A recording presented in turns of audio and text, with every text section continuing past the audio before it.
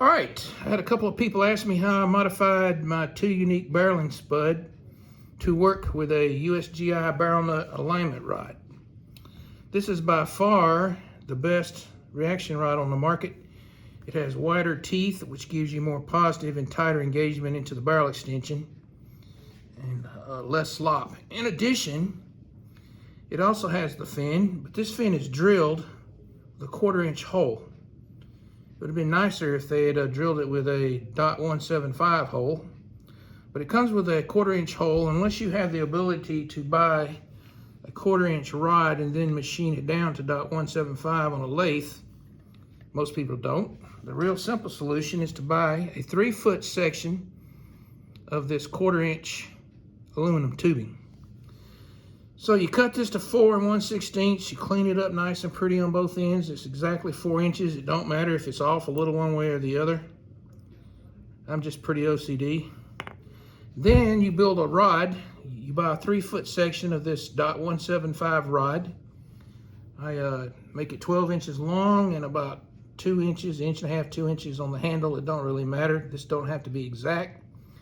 I bent this by putting it in a vise and then heating it up cherry red with a handheld propane torch.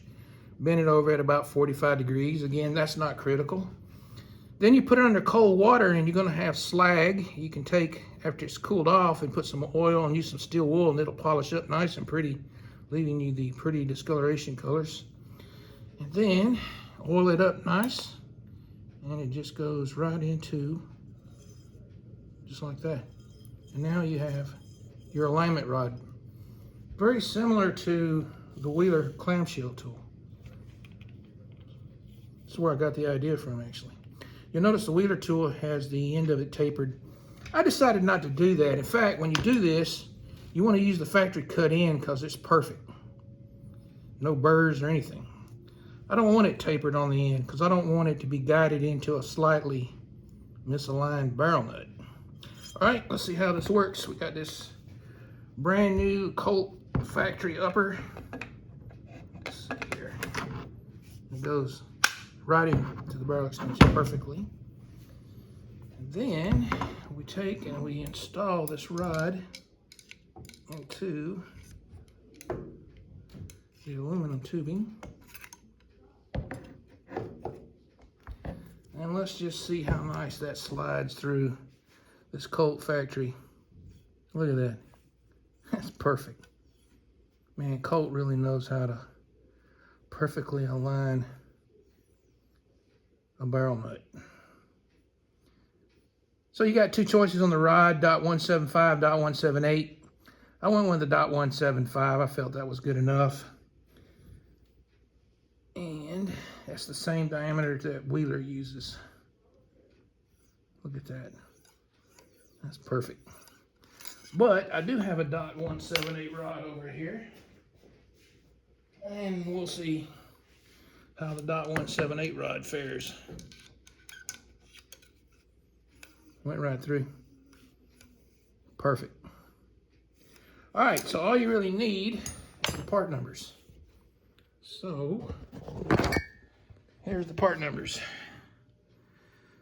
All right, the one drawback to all this is this barreling spud is about $50 to $75 more than the Midwest Industries, which has a sloppier fit and no alignment rod potential. So this is going to cost about another 25 bucks. Well, it certainly ain't for the poors. Let me show you something about this bev block. This is all the engagement you get with the upper receiver. They could have made this longer, but it would have impacted the gas tube. I would have made that longer and just put a note on here, gas tube has to be removed. I keep this around because one day I'm going to find a upper that this too unique doesn't fit, and then I'll use this to get it loose. All right, I'm going to be ordering a second one of these two unique rods. I generally order 2 of everything most of the time. That's because they're working out of a shack in Maine. I believe the man who designed this used to work for Wyndham Weaponry.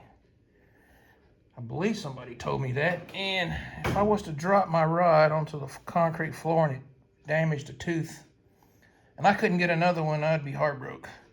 This is show you this. This is made by Spikes Tactical. This is very nice, except it doesn't engage the barrel extension. But they even have a notch here for the gas tube, and it gets a lot of engagement into the upper. For a non-barrel extension fixture, I really like this one, except I wish they had made the bottom a little bit longer so it would tighten into the vise a little more secure. I think I paid $75 for that. It's got some high quality quick release pins too. All right.